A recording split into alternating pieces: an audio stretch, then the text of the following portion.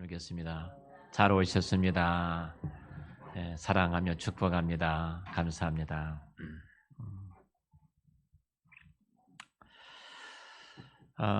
여러분 참 요즘 우리가 예수 믿는 것이 참 힘들고 어렵다는 말을 종종 합니다. 그 가운데 아픈 것은 교회에 대한 사회적인 지탄의 소리가 많기 때문에 내가 예수 믿고 교회 다닌다 이런 말을 하기가 참 부담스러운 때가 이때가 아닌가 싶어집니다. 그래서 교회마다 초대교회로 돌아가자, 교회를 교회답게 하자, 교회가 변해야 된다 이런 이야기를 종종 합니다.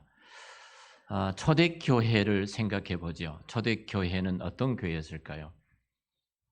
여러분 최소한도 우리 마음속에 초대교회의 그 아름다운 모습들을 늘 머리에 그리면서 정말 아름다운 공동체였을 것이다. 우리 교회도 그 아름다운 공동체를 회복한 것이 얼마나 좋을까 그런 생각을 가지실 겁니다.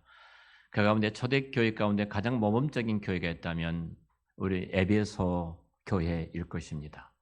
이 에베소 교회는 바울이 3년 동안 그곳에 머물면서 복음을 전하고 세워졌던 교회가 에베소 교회고요.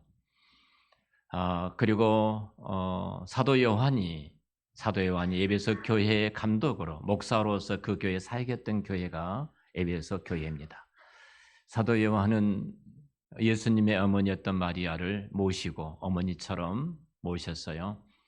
주전 서기 80년경에 이 사역을 하지요. 그리고 지금도 터키의 에베소에 가면은 교회 옆에 그 예수님의 어머니 마리아의 무덤을 잘 이렇게 만들어 놓고 장례를 치렀던 것을 보게 되어집니다. 에베소 교회가 얼마나 영광스럽겠습니까? 사도 바울 같은 신분이 교회를 세웠고 그 교회에서 말씀을 전한 목사님으로 계셨다는 사실, 그리고 사도 요한이 그 교회에서 또 목회를 했다는 사실, 사랑하라 이 말씀을 전했던 요한의 그 메시지를 듣고 세웠던 그 교회 얼마나 아름답습니까? 그런데 정말로 훌륭한 교회였습니다.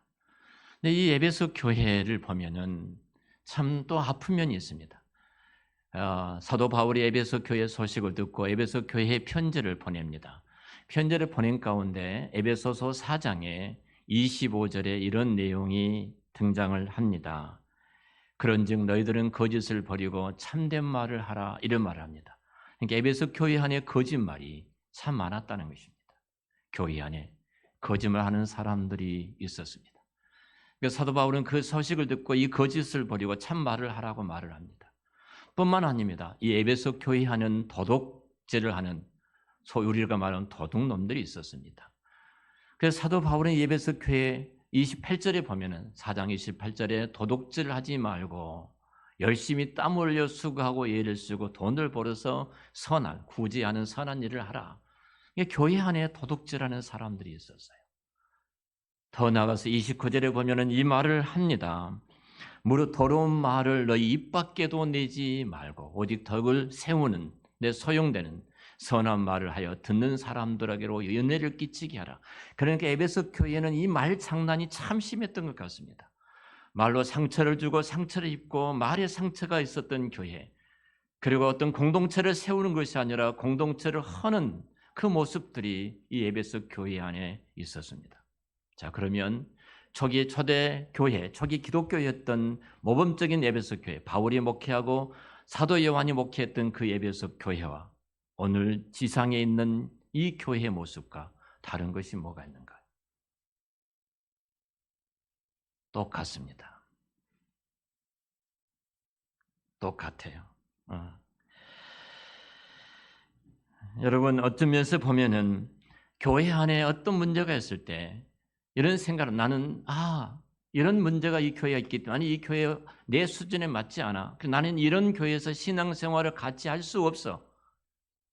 이렇게 생각하고 다른 교회에 가보십시오. 세상의 교회는 에베소 교회가 그랬던 것처럼 안전한 교회는 없습니다. 또 그 상처와 또 아픔을 겪는 그 현장에 있을 것입니다. 내가 내 자녀들을 우리 교회 교육 시스템이 작고 어떤 이런 부분이 부족하기 때문에 내가 그렇게 큰 교회, 좋은 인적 자원이 있고 좋은 시설이 있는 그 교회에 우리 자녀들을 보내면 우리 자녀들을 잘 키우고 양육할 것이야. 여러분 그렇게 생각하신다면 그렇게 해서 우리 자녀들이 그렇게 잘 컸던가요? 위대하게 성장했던가요? 믿음의 거장으로 자랐던가요? 분명히 성경은 이렇게 말합니다. 이 땅에 문제 없는 교회는 없습니다. 오늘 설교 제목이 뭐예요? 죄인들의 왕국입니다. 교회는 죄인들의 왕국이에요. 오늘 성경 31절 32절에 예수님께서 이렇게 말씀하시죠. 건강한 자에는 의사가 필요가 없고 병든 자에가 의사가 필요하다. 내가 의인을 부르러 온 것이 아니라 죄인을 부르러 왔다. 예수님께서 이렇게 말씀을 하시죠. 그러니까 분명히 내가 의인이기 때문에 예수님이 나를 찾아오신 것도 아니고 의인이기 때문에 나를 만나주신 것도 아니고 의인이기 때문에 나를 구원해 주신 것이 아니라 난 죄인이었는데 예수님이 그 죄인을 찾아오셨고 그 죄인 우리를 만나주셨고 불러주셨고 우리를 구원해 주신 줄로 믿습니다. 죄인이김에도 불구하고 우리를 찾아오셨어요. 여러분 만약에 우리가 의인이었다면 예수님께서 의인이었다면 이 땅에 오시지를 않으셨을 것입니다. 예수님께서 이 땅에 오셨던 것은 의인 때문에 오신 것이 아니라 죄인들을 구원하여 그들을 의롭게 하시기 위해서 이 땅에 오신 줄로 믿습니다.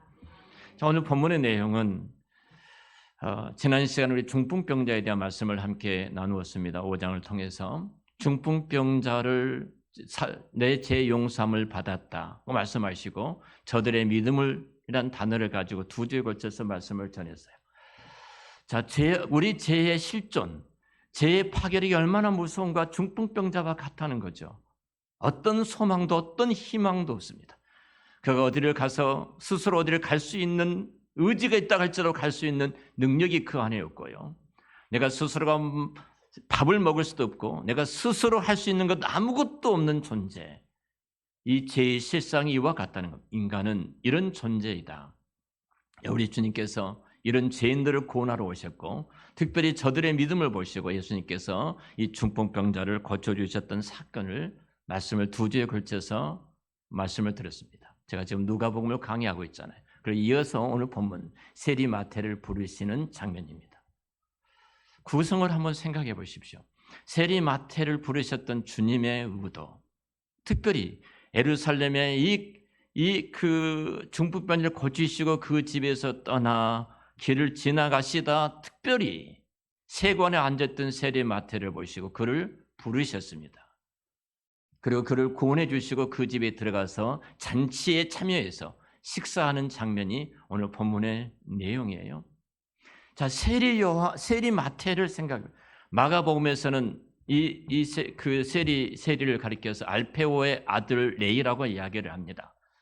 자, 그 세리가 당시에 되기 위해서는 대단한 학문적인 지식을 가져야 됩니다. 최소한도 3개 국어를 해야 됩니다. 히브리어를 해야 되고 아람어를 해야 되고 헬라어를 해야 됩니다. 당시 무역업을 하기 때문에 성에 들어가는 그 입구에 세관이 있는데 들어오는 모든 사람들의 그 세무를 담당해서 거둬들이기 위해서는 3개 국어를 하는 탁월한 지적인 능력을 갖고 있는 사람이어야 돼요. 그 지적인 능력이 세리 알페오 아들 레이를 만족을 시켜 주었을까요? 내가 학문적인 지식, 제 당시에 이 3개 국어를 능통하게 한다면 나는 세상에서 성공할 수 있을 것이다. 그 지적인 능력을 갖게 되는 그가 그 지식적인 능력으로 만족을 할 수 있을까요? 대부분이 학적인 지적인 능력이 좀 학적으로 공부를 못 하셨던 분들은 내가 이런 공부를 하면 내가 행복할 것인데 그렇게 생각을 합니다. 제가 결혼했는데 집사람이 첫 번째 한 말이 여보 내가 계속 한번 공부하면 좋겠어. 그래서 제가 두 말 안고 하라고 그랬습니다. 대학교까지 졸업을 시켰습니다. 대단한 남편이죠. 그렇게 공부를 하면 내가 만족할까요? 지금 세리마태가 만족할까요? 자, 그리고 세리는 성공을 했습니다. 큰 권세를 가졌습니다. 대단한 당시에 우리 자본주의 시대의 최고의 힘은 돈이라고 말을 합니다. 그는 세금을 거둬들이고 일부는 로마에다 바치고 일부는 그가 소유했던 사람이에요. 성공했던 사람입니다. 그가 성공이 그를 행복하게 만들었을까요? 근데 성공했지만 이면에 모든 사람으로부터서 그는 등 돌리면 받는 매국노라고 지칭하는 죄인이라고 지칭하는 그 어떤 그 이름을 얻을 수밖에 없었던 사람이 세리 마태였습니다. 그는 인간관계에서도 결국 한쪽에 성공했지만 한쪽에서는 무너졌던 그 아픔을 보게 됩니다. 모든 사람이 죄인 취급을 하게 되죠. 자, 종교적으로는 또 어떨까요? 이 세리 마태가 알페오의 아들 레이라고 말합니다. 아버지 알페오는 체사노 레이 집안 속에서 제사장 집안에서 내가 제사장의 뒤를 이어서 이 업무를 보기 위해서 레이란 이름까지 그에게 지어주었습니다. 자, 그가 이 종교적인 것을 가지고 그가 만족했을까요? 그 어떤 것도 그를 만족을 주지 못했습니다. 인간의 실존입니다. 여러분, 무엇이 여러분들을 행복하게 하리라고 생각하십니까? 세상의 성공입니까? 내가 지적인 학문적인 지식을 탁월하게 가진 것이 나를 행복하게 할까요? 세상에 내가 권력을 갖기 때문에 행복할까요? 세리는 결국 모든 것을 손에 다 쥐었지만 그 공허함이 극에 달했던 사람이 세리 마태였습니다. 이것이 인간의 실존입니다. 예수 그리스도 없이는 세상에 어떤 것을 가지고 어떤 것을 소유해도 인간은 만족할 수가 없습니다. 이것을 중풍병자의 뒤를 이어서 인간의 실존인 한 사람, 표본적으로 우리에게 펼쳐준 사람이 세리 마태입니다. 자, 이 사람 이름이 마태라고 합니다. 마태복음을 기록한 마태입니다. 자, 마태인데 마태란 말은 우리말로 번역하면 선물이라는 것입니다. 그가 이 영광스러운 생명을 얻고 잔치를 벌이는 자리까지 간 것은 하나님께서 내게 주셨던 선물, 믿음이라는 선물, 생명이라는 선물, 그리고 영원한 천국이라는 선물을 하나님께서 내게 주셨던 그 은혜 때문에 그런 이 잔치의 주인공이 되었던 것입니다. 우리 인간의 실존은 여러분들은 정말로 행복하신가요? 무엇으로 여러분의 행복을 갖기 위해서 그걸 붙잡고 계시고 그걸 찾아가신가요? 끝에는 반드시 세리마태처럼 공허함이 우리 마음속을 지배할 것입니다. 자야, 세리를 찾아가셨습니다. 그리고 그 이름을 부르셨습니다. 그리고 그가 예수를 믿고 나를 따르는 그 말씀 한마디에 모든 것을 뒤로 놓고 그가 성공했던 출세했던 그 자리를 다 뒤로 던지고 예수님을 따르는 큰 기쁨을 얻게 되고 너무 기뻐서 자기 집에 잔치를 벌이게 됩니다. 그 주변에 있는 모든 자기 친구들은 대부분이 세관에서 함께 죄인 취급받으면서 살아왔던 세리들일 것입니다. 그들과 함께 그리고 예수님과 예수님 제자들과 함께 이 식탁에서 자기 식탁에서 식사를 합니다. 그때 바리새인과 서기관들이 이 문제를 제기합니다. 그것이 오늘 본문의 바로 30절 내용입니다. 바리새인과 그들의 서기관들의 그 제자를 비방하여 이르되 너희가 어찌하여 세리와 죄인과 함께 먹고 마시느냐. 당시 세리는 죄인 중에 죄인으로 취급을 받았습니다. 그래서 유대인들은 그들을 매국노로 생각하고 그들 곁에 가지도 않는 침을 뱉은 그런 추한 죄인들이었습니다. 자, 예수님께서 그곳에 들어가신 거예요. 자, 유대인들은 선민의 사상을 갖고 있기 때문에 부정한 것을 접촉하면 나도 부정하다고 생각한 거예요.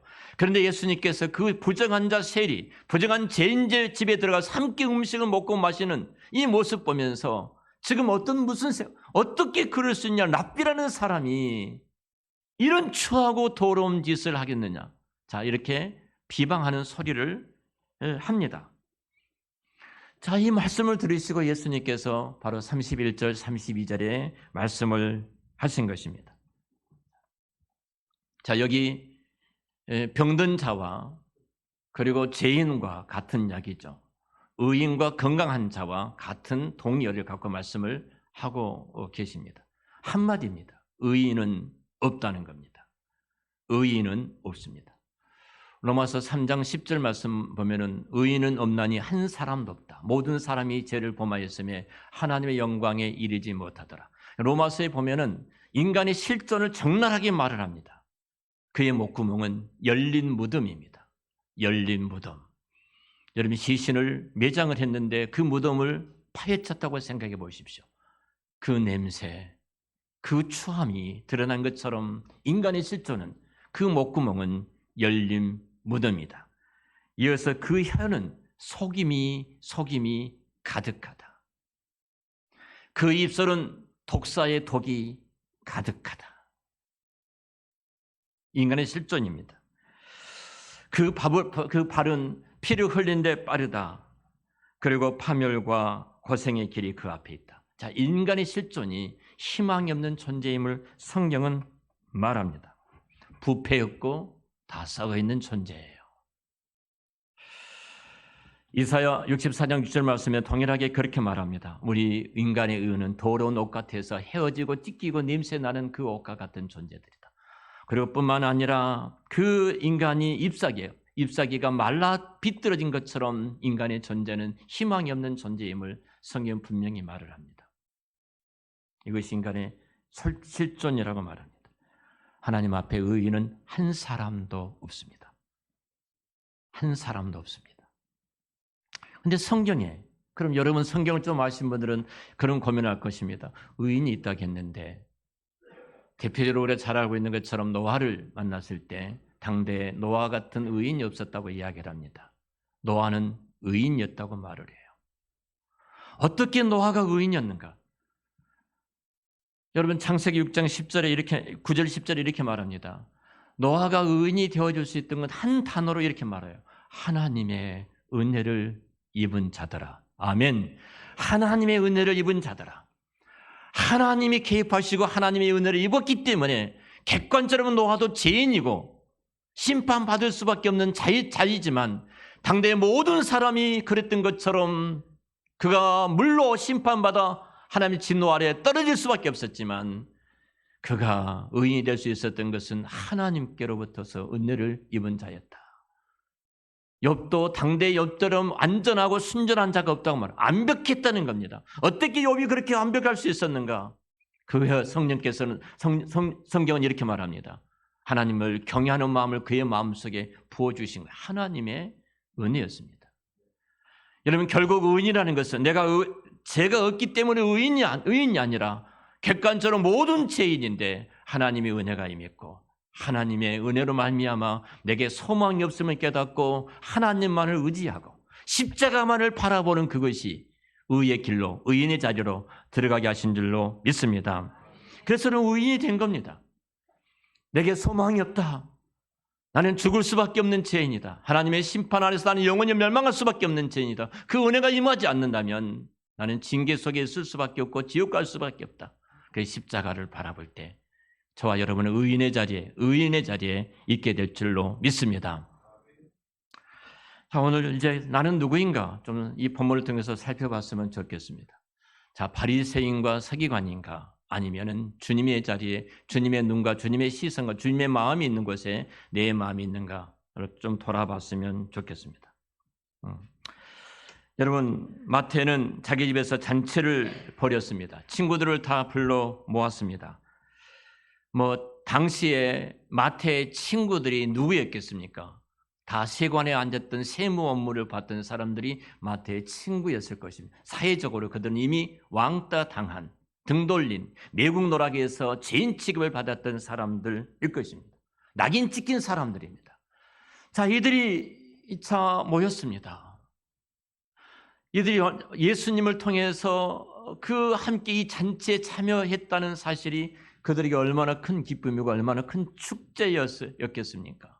누구도 알아주지 않고 누구도 기억해주지 않고 등을 돌리고 만나주지 않았는데 그런데 주께서 이 집에 찾아오셔서 제자들과 함께 이 음식을 같이 먹고 있다는 사실이 그들은 큰 기쁨이었을 것이에요.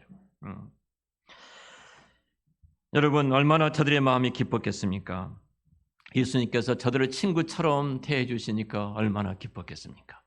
저들을 가족처럼 대해주고 따뜻한 말씀으로 저들을 위로해주고 생명을 불어넣으니 저들이 얼마나 기뻤겠습니까? 그런데 이 식사하는 자리에 자 드디어 바리새인과 서기관들이 들고 나오지요. 어찌하여 너희 선생은 너희들은 이 세리와 창녀와 같은 이 죄인들과 함께 음식을 먹을 수 있겠느냐 이렇게 말씀을 합니다. 여러분, 한번 우리 모습이 어떤가 좀 돌아봤으면 좋겠어요. 자, 교회 안에서 내 수준에 미치지 못하는 사람을 바라볼 때 참 기분 나쁘다. 혹시 그런 생각해 보신 적은 없으신가요? 음. 내가 저런 사람과 함께 신앙생활 한다는 것이 영 마음에 들지 않아. 내가 사회적으로 이런 신분, 이런 자리, 이런 위치에 있는데 왜 우리 교회는 가난한 사람들이 이렇게 많아? 혹시 여러분 그런 생각을 갖고 불평해 보신 적은 없으신가요? 음.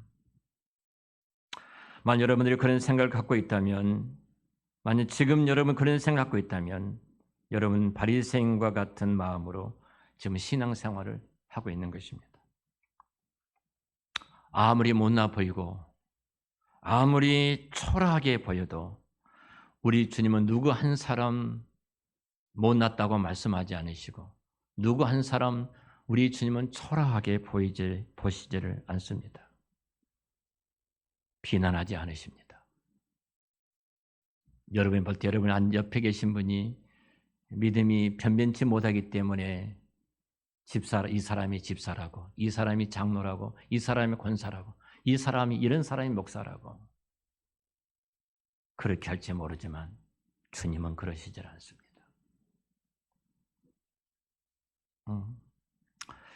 내 수준에 맞지 않는다고. 그리고 대부분이 수준에 맞는 교회를 선택합니다. 사람들이. 수천 명이 모이는 사회적으로 대단한 신분을 갖고 있는 사람들이 다니는 교회. 내가 그 교회에 출석하면 내 신분도 그렇게 상승된다고 생각을 합니다. 마치 파라군처럼 내 자녀들이 그런 곳에 모인 그런 자들이 모이는 그 교회를 가면은 내 자녀들도 그렇게 되리라고 생각을 합니다. 혹시 그런 생각을 갖고 계시지 않는가요? 몇 사람밖에 모이지 않는 지하의 초라한 교회를 바라볼 때 이것도 교회야 하면서 여러분 한이라도 우리 마음속에 함부로 생각하는 업신여기는 그런 마음을 갖고 계시지는 않았는가요? 목사님 섬기시는 교회 성도들이 몇 명입니까? 물어보니까 10명 정도 모여서 예배드립니다. 그때 여러분 10명 숫자 가지고 그 목사님을 평가하시지는 않으셨는가요?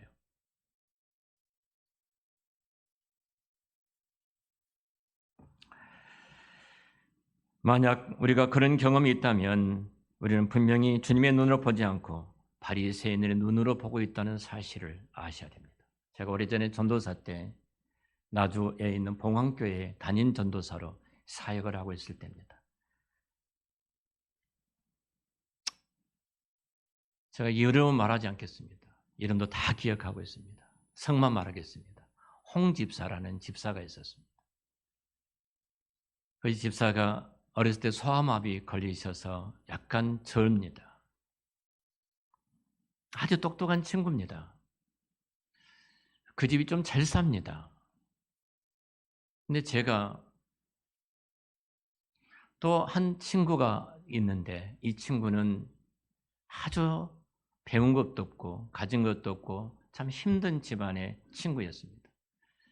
내가 이 친구를 참 살뜰히 챙겨 주었습니다. 그리고 늘 격려하고 위로합니다. 제가 특징이 하나 있습니다. 어머님한테 부모님께 물려받았던 선물이 인사를 잘해라. 밖에서 어르신을 만나면은 하루에 3번마다도 3번 다 인사를 해라. 늘 그런 훈련을 받았어요. 인사를 참 잘합니다. 동네 지나가다 사람 만나면 모두가 다 안녕하세요. 이렇게 젊은 사람이 인사를 합니다.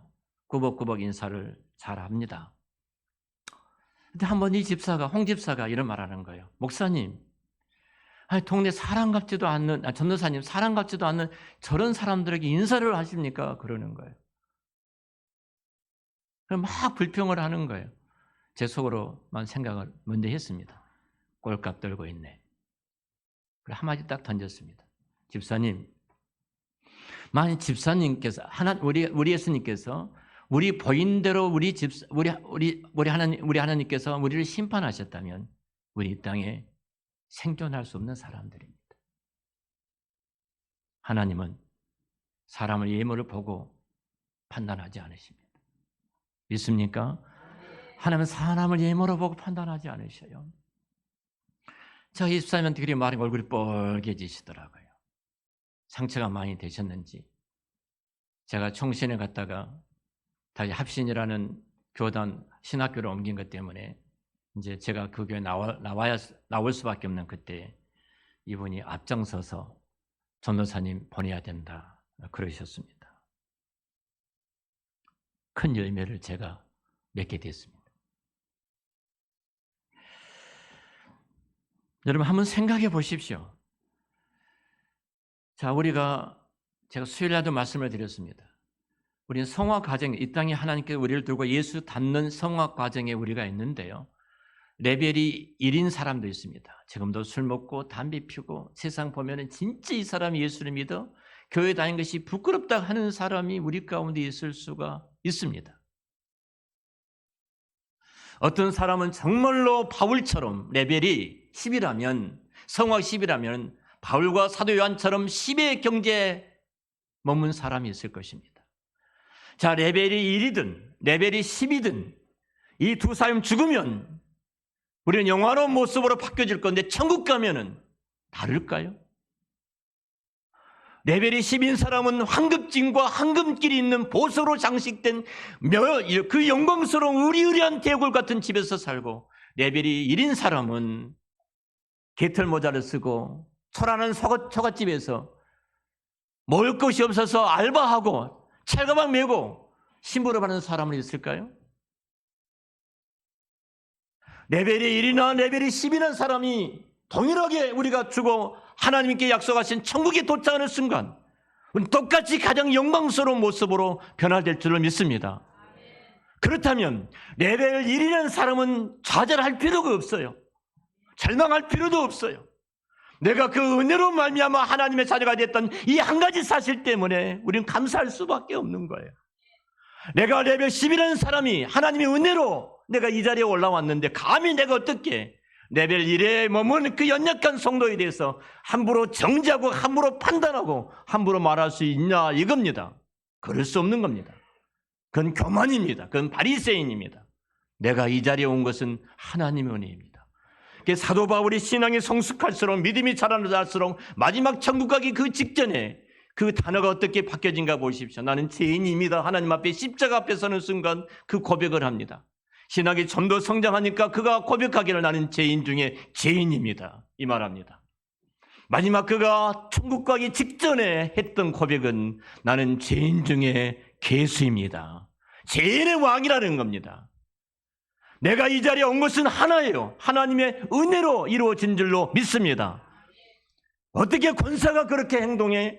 어떻게 집사가 그렇게 행동해? 어떻게 장로가 그렇게 행동해? 그러지 마십시오. 교회는 모두가 다 죄인들이 모인 죄인들의 왕국인 줄 믿습니다. 죄인들의 왕국이에요. 예수 그리스도의 십자가가 피로 인해서 이곳에 부름받은 죄인들이고, 내게 소망이 없으면 깨닫고 주님을 의지할 수밖에 없어서 나오는 죄인들이고, 그 은혜가 없으면 한순간도 살 수 없기에 내가 예배 가운데 나와서 그 은혜를 구하는 죄인들이 저와 여러분들이 믿습니다. 우리가 죄인이기 때문에 주께서 우리를 찾아오셨고, 우리가 죄인이기 때문에 주께서 우리를 만나주셨고, 우리가 죄인이기 때문에 주께서 우리를 부르셔서 이 복 있는 생명의 자리에 두신 줄로 믿습니다. 그 은혜를 안다면, 그 은혜를 우리가 기억한다면 우리가 이 땅에서 어떻게 살아야 되겠습니까? 오늘 또 주님은 우리에게 물으십니다. 너는 어떤 사람이냐고. 나는 어떤 사람인가? 세리마타가 그리스도를 만난 순간 너무 기뻐서 모든 것을 다 뒤로 던져놓고, 그리고 그 집에 잔치를 벌였다. 잔치를 벌였다. 그 잔치 가운데 가장 영광스러운 것은 주님이 그 잔치에 계셨다는 겁니다. 예수를 만나는 그 행복이 기쁨입니다. 이 기쁨처럼 더 큰 기쁨이 어디 있겠습니까? 우리 모두가 다 그리스도 안에서 예수님을 나의 구주와 주님으로 영접하심으로 예수님은 나의 소망이고 나의 희망이고 나의 생명이고, 그래서 오직 하나님, 오직 예수, 오직 은혜, 오직 믿음, 그 은혜만이 내가 이 땅에 사는 복입니다 깨달으시고 그 은혜 속에서 우리 모두가 죄인들의 왕국인 그리스도의 피 안에 피값 안에 피의 은총 아래 있는 우리들을 기억하고 그 은혜 속에서 형제들을 소중히 여기고 함께 아름다운 공동체를 이루시기를 우리 주의 이름으로 축원합니다. 기도하겠습니다. 하나님 아버지 은혜를 감사합니다. 죄인들입니다. 그러나 십자가로 말미암아 저희들이 의로운 자가 되었습니다. 주님, 저희들의 모습들을 돌아볼 때 내가 나된 것이 하나님의 은혜임을 늘 기억하고 함부로 생각하고 함부로 판단하여 함부로 정죄하는 바리새인의 자리에 있지 않도록 은혜를 베풀어 주시옵소서.